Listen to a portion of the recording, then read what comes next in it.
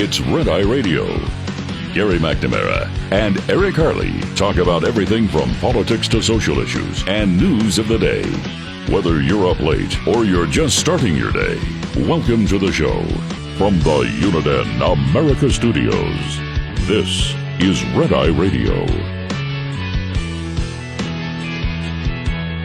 And he is Eric Harley, and I'm Gary McNamara. Good morning. Welcome. We will talk, and we will post comments on X in a civil way, won't we, Eric? Not after I just posted that thing about you. It's over. It's, I wasn't on Epstein's plane. Yeah. No. Unless you're talking Juan Epstein from Welcome Back, Kotter. A friend of mine posted that yesterday. Oh, did he? Yeah. That's funny. That picture of Epstein. Welcome back, Kotter.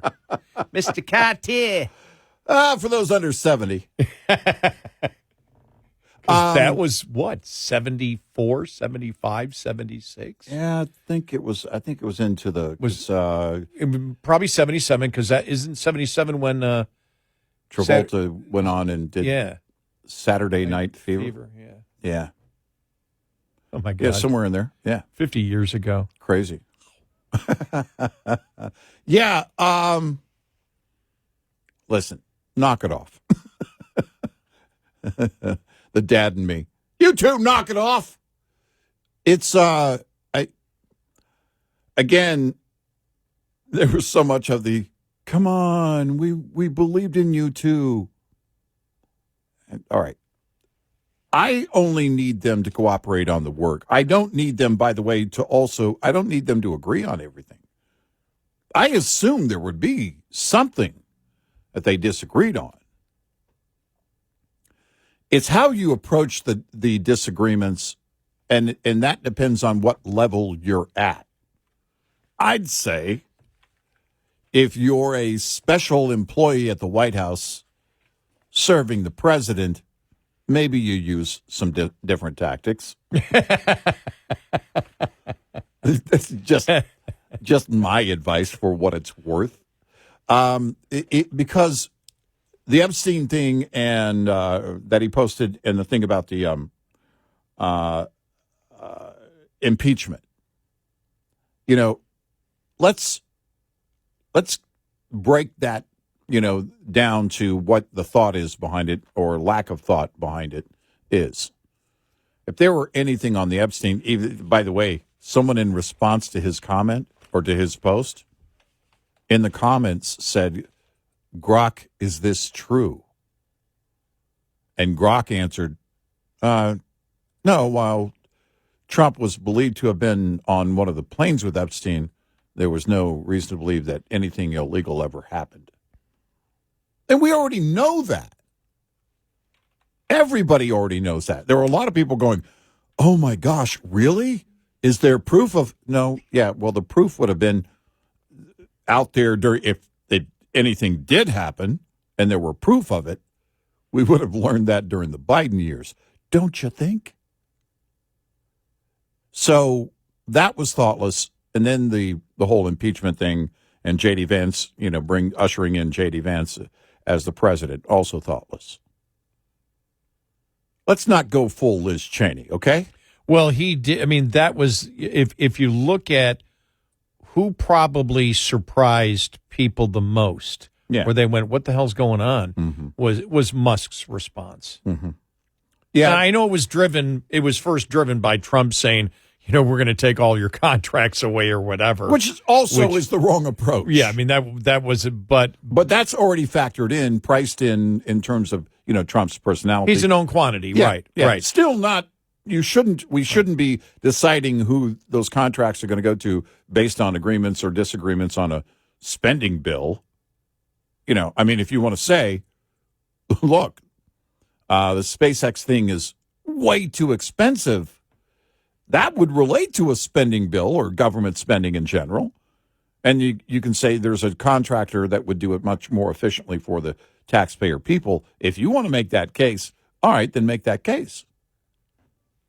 That's what you should be doing. you should measure with each contractor, in fact, what the taxpayer is getting out of that contract. But the implosion yesterday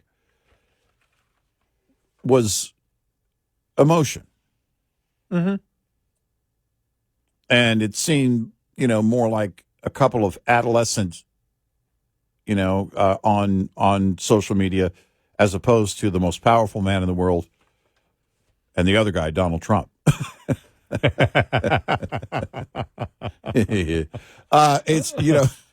It just seemed like a teenager on X as opposed to the person who owns X.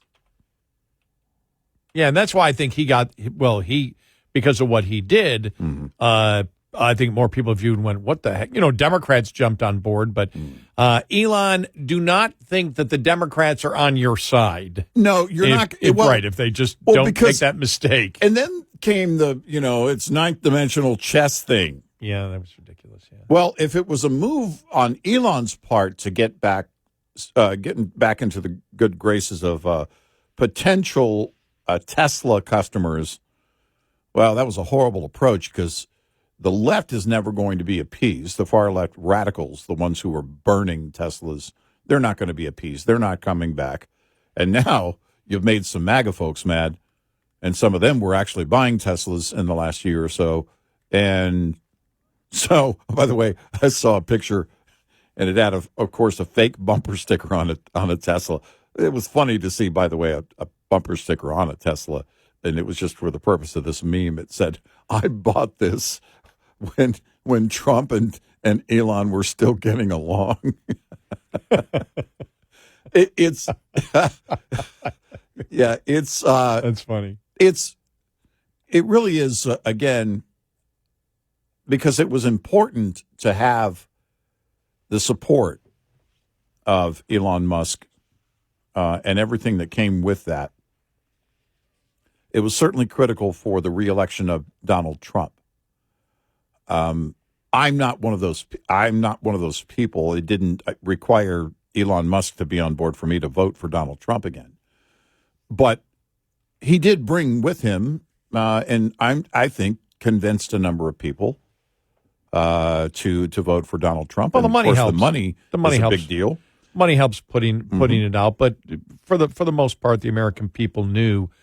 Look, nobody decided that the lawfare going after Donald Trump was bogus based on Elon Musk's money. I mean, there was enough publicity where people saw that already just in what they read on the internet. But again, to get into the minutia of that, I think now, look, what they should do is where it looks like they're going to kiss and make up today, and then the Sunday morning news shows will be obsessed with it, and then everybody will move on they may move on this afternoon when the next insane comment comes from a Democrat.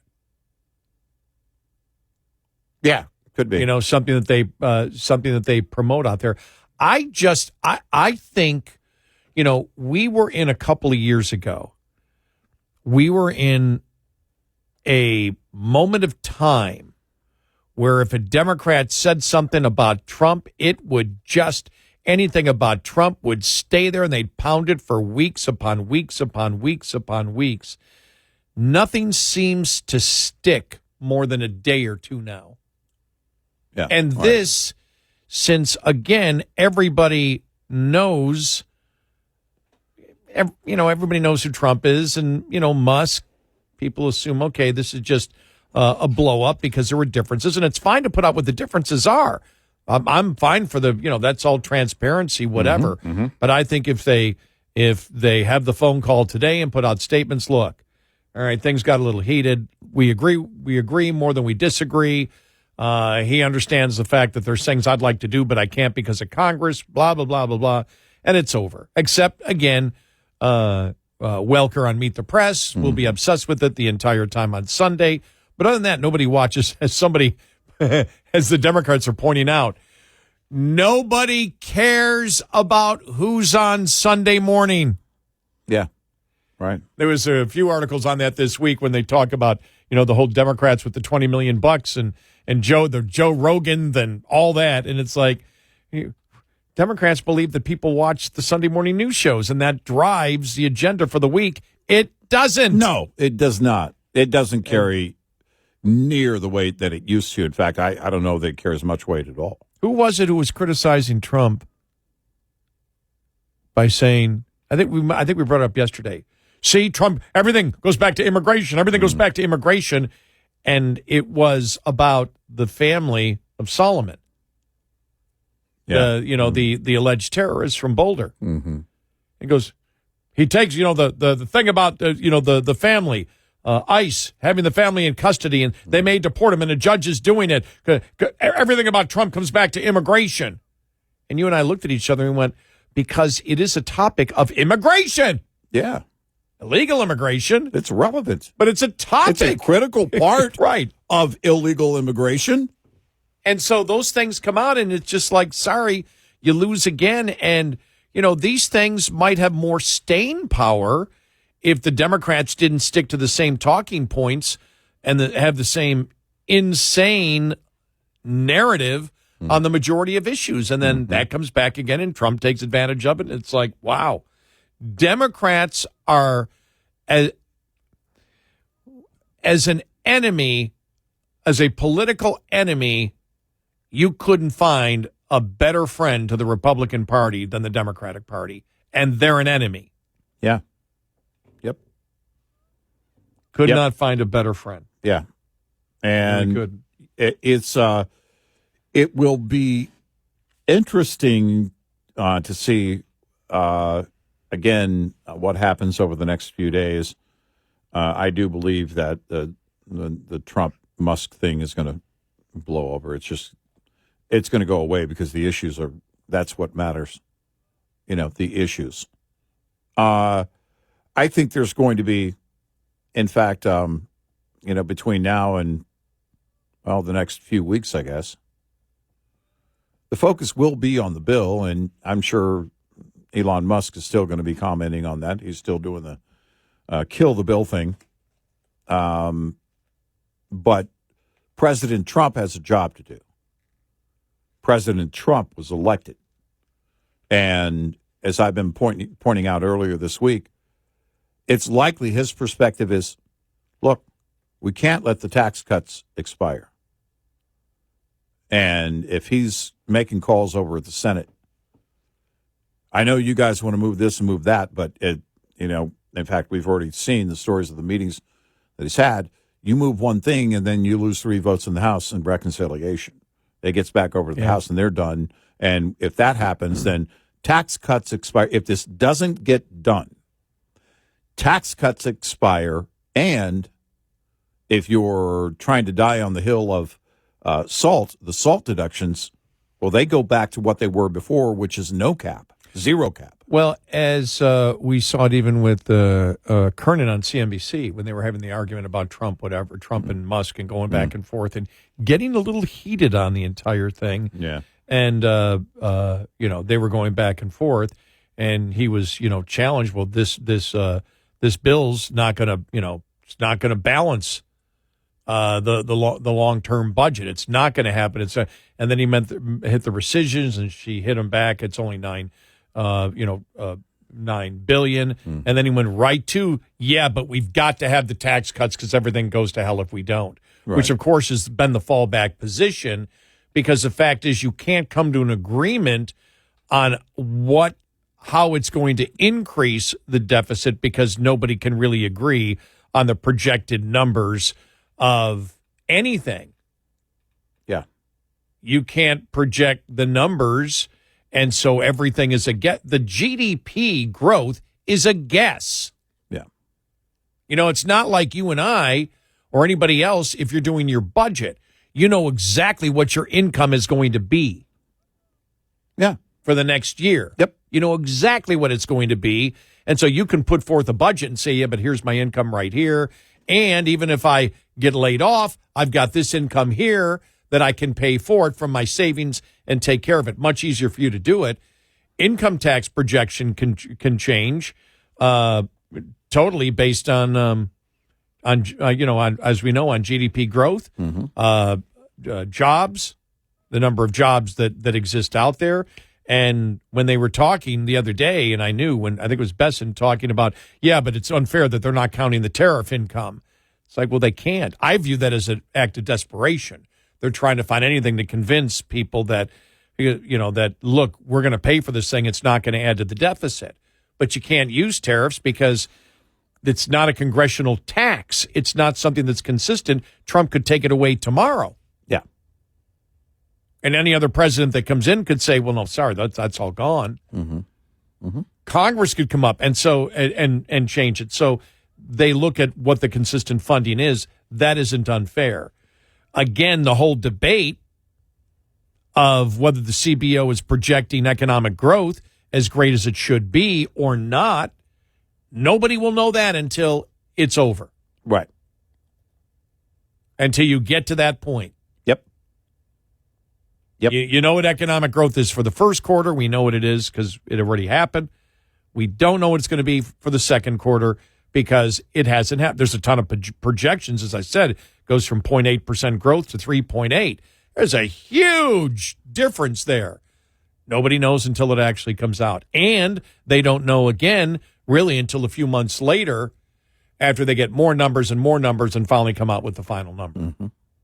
So I think it went from 0.3 to 0.2. Negative 0.3 to negative 0.2. I think the first revision. Yeah. In the first quarter. So, all right, 866-90 Red Eye. This morning's USDA Farm Report is brought to you by Howes Products. Tested, trusted, guaranteed since 1920. Mostly good news as we get a little deeper into the 2025 growing season. Regarding the latest U.S. drought monitor and crops and commodities in drought, USDA meteorologist Brad Rippey says for the period ending June 3rd, corn and soybeans in drought, those numbers are much better than what we've been seeing prior to planting. And as we get into the growing season here, cotton area is also in low drought coverage, a big month-over-month decrease according to Rippey. In terms of our spring wheat crop, we had some disappointingly low conditions as we started the 2025 growing season there, but hopefully be able to take advantage of some of the improved moisture in the last couple of weeks. Winter wheat in drought has also been halved from the previous month. U.S. hay production area in drought, just 19%. That is down from 28% at the end of April. U.S. cattle inventory in drought, just 21% in drought on June 3rd. That is down from 31% on April 29th. I'm Ron Bain reporting for the U.S. Department of Agriculture in Washington, D.C. This report brought to you by Cenex Fuels and Lubes. Lines open for your calls. 866-90 Red Eye on Red Eye Radio.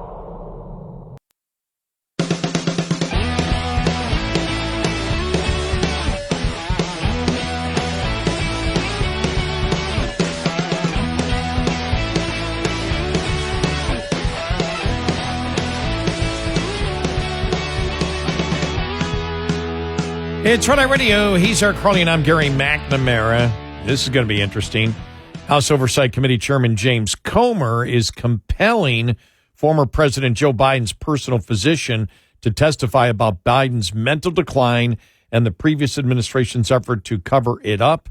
He sent a subpoena to Dr. Kevin O'Connor to appear for a closed-door interview later this month as part of the investigation into Biden's mental decline and the possibility that Biden's auto pen was used to carry out sweeping last-ditch presidential actions. I wonder if he'll refuse.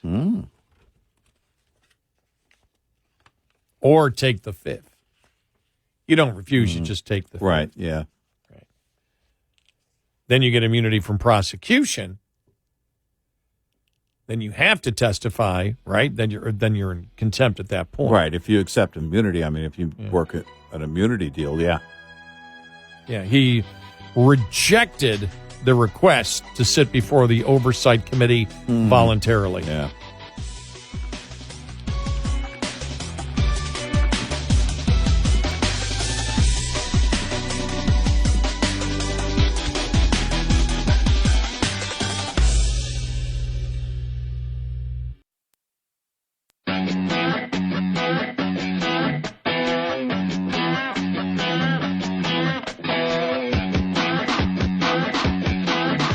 You're listening to Red Eye Radio from the Uniden America Studios.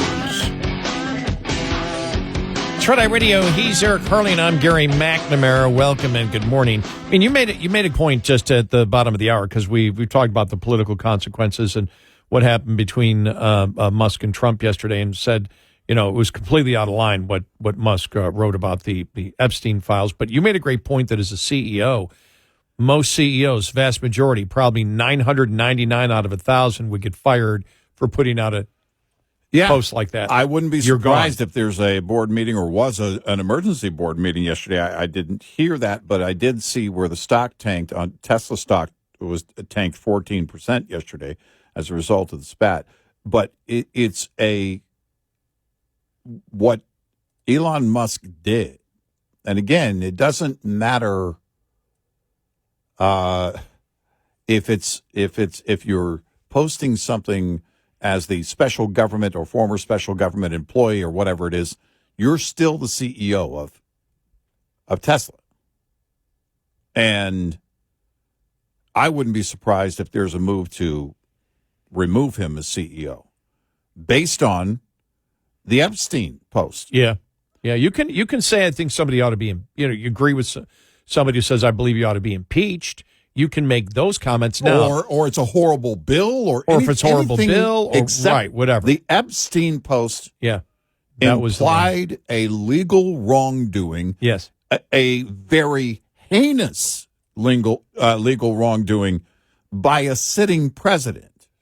He didn't put a timeline on it, but you did that. You make that accusation toward a sitting president as the CEO of a publicly traded company. And I don't know. Again, there have been things that he's done in the past. Smoking pot with Joe Rogan on a podcast. People wondered about that. But when you make an accusation and an implied statement, basically, and you're implying there was legal wrongdoing and also cover-up by that same president and his administration of a possible crime, you're entering very different territory. Yeah, because that's a dual point. Not only implying he committed it, but he is the one that is keeping the true Epstein files from coming out. Right. Which is going to start the conspiracy theory that the only reason that Republicans are saying that Epstein hung himself is because that way it's over and Trump gets to hide the fact of what he did. I wouldn't be surprised if the liberal media continues on that. I saw that the Democrats in Congress were wanting Musk subpoenaed. Yeah. They could find out more about this whole thing. Yeah, right. It's like, wow. Well, again, you get fired for this. Yeah, and he may not, but I wouldn't be shocked if he did, because again, you have to look at, and there are things that like his alliance in general with Trump, and how that hurt Tesla, in that the liberals who were on board with Tesla, well, that right there is not a firing offense. The question is, what do you do about it as CEO? How do you repair that? That's why a lot of people yesterday were saying, oh, see, this is ninth dimensional chess on the part of Elon Musk. Well, no. Ninth dimensional chess also intrigued me for a moment when you said that. I'm like, okay, what does that look like? And it's not a good plan if he did, because now you pissed off the left and the right,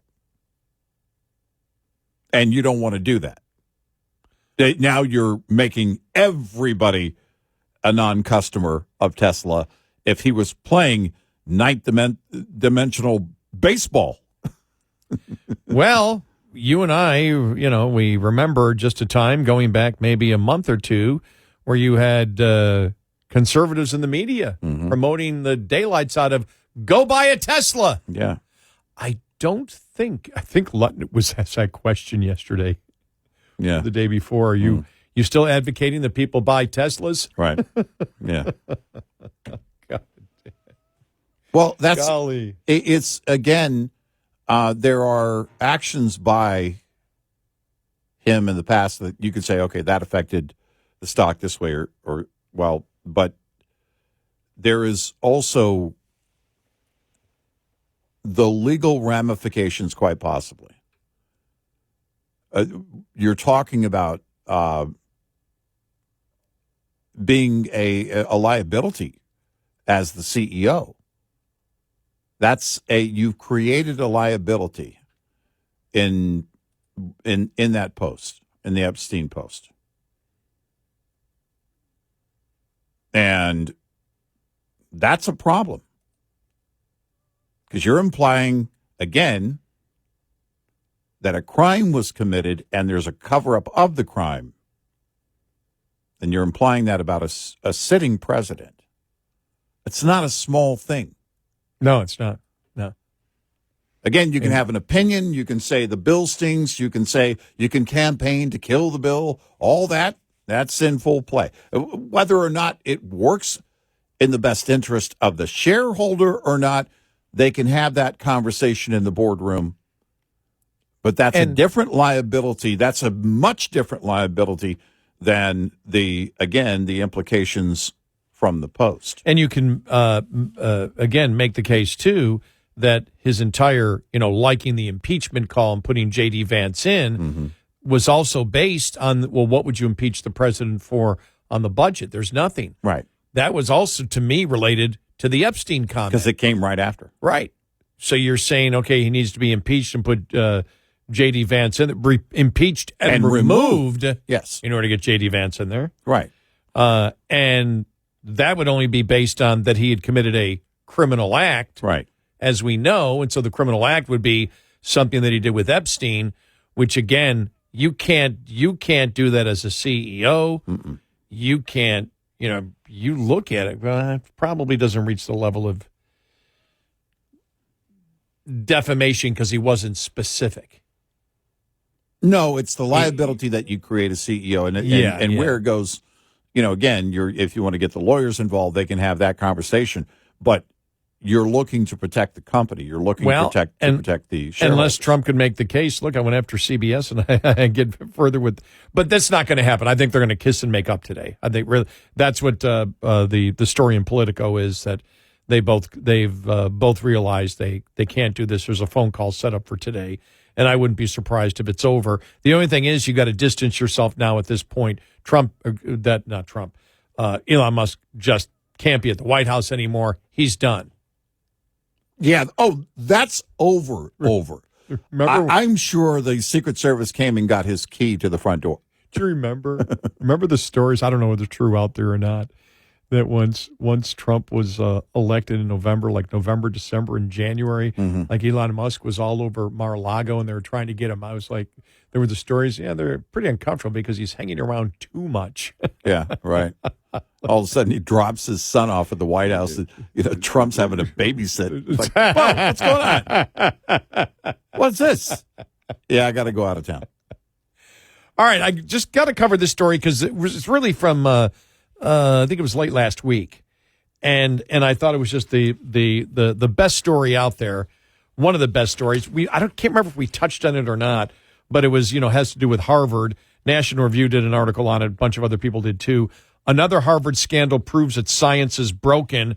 Harvard's dishonest expert on honesty. A once prominent Harvard University professor was stripped of her tenure and fired this week for outright fabricating data on numerous academic studies of dishonesty and unethical behavior.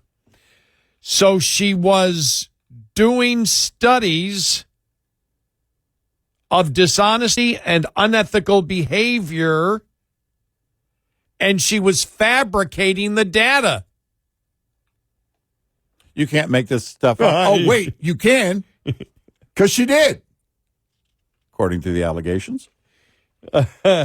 Francisca Gina, who was regularly cited as an authority by prominent left-leaning outlets such as National Public Radio and the New York Times. Both outlets now admit Geno's research is likely fabricated. Disturbingly, the flaws of her research were exposed not by the allegedly robust university system of peer review, but by a series of posts by science bloggers. No professor has had tenure revoked at Harvard since the 1940s, when the rules for doing so were formalized. This is the academic nuclear option. Geno's first retracted study showed evidence of data fabrication all the way back to 2021, and an investigation into her academic dishonesty lasted for the following 2 years. Geno initially blamed errors by her research assistants or potential tampering by an unknown outside party. She was placed on leave in March of 2023. She maintains her innocence and states on her private website, "There is one thing I know for sure. I did not commit academic fraud. I did not manipulate data to produce a particular result." On the site, she explains why she filed a lawsuit against Harvard for $25 million in damages. That judge dismissed those claims against Harvard last September. She received more than $1 million in compensation annually, was the university's fifth highest paid employee in 2018 and 2019. According to the Harvard Crimson, the lengthy tenure and high pay of Geno shows just how far the university's standards have slipped in allowing this level of fraud for 15 years. When independent bloggers and scientists looked at the data, it became clear she was both exaggerating the size of nudge effects and outright fabricating any effect of nudges on behavior. Now, what a nudge is, and they talk about how the Obama administration was really interested in this, of how to communicate. For example, if you do an honesty pledge and you make somebody sign at the beginning rather than the end, that you'll get a different outcome. And it was like, no, you're not. Well, whatever she came up with, and this was a point being brought up, that she was trying to get a liberal tainted answer to the research. That was her goal. Specifically, Geno's research was aligned with progressive assumptions of how the world works, stating that small nudges, such as putting the signature for an honesty pledge at the start of the form, as opposed to its end, can alter human behavior in this case. This type of research was of great interest to the Obama administration, and they link back to a Politico article during the Obama administration on the whole nudge effect. Can you convince people to do certain things based on how you communicate to them, and how is the best way to do that? On anything that they're trying to sell in the Obama administration, how do we sell it better? Well, you and I have talked about it because we talk about how the liberals have talked, right? Right. Well, they'll start a sentence with, well, everybody knows that climate change is real. Right. That's exactly that's a perfect example, I think. And this is, who was it? The guy on CNN ages ago, Miles. Oh, I forget his name, his last name, but he was the NASA reporter, the space reporter for CNN. And it was, well, the consensus is in on climate change, so let's blah, blah, blah, blah, blah. And we quoted that for the longest time, but that's how they talk. They'll start with, as everybody knows, climate change is real. And so that's that nudge. That's where they go. And early on, I said, no, you start on a false premise. Everything beyond that sounds logical, but it's still false. 866-98-RED-EYE. Get in touch with Red Eye Radio, toll free at 866-90-RED-EYE.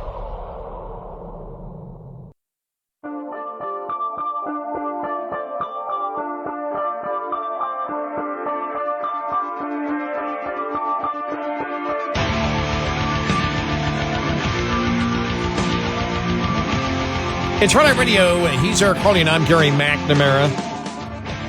One of these days, they're going to be focusing on the specifics of the big, beautiful bill and what senators are behind what portion of it, what the whip count is, and all that neat stuff. Right now, it's all just sort of more speculation. We're not getting really the specifics of what we would like, but I don't think they operate just to please us here at Red Eye Radio. No, but I really think the dynamics are pretty much clear now, and it's you move too much of it or anything of it, and you could lose the House. If you lose the House, then everything expires. And when I saw Ron Johnson the other day, he said the way the bill's written right now has no chance of passing the Senate. Yeah. Well, I saw that comment yesterday. And again, you move that cheese and send it back to the House, and it doesn't pass there. Oh, it's a mess.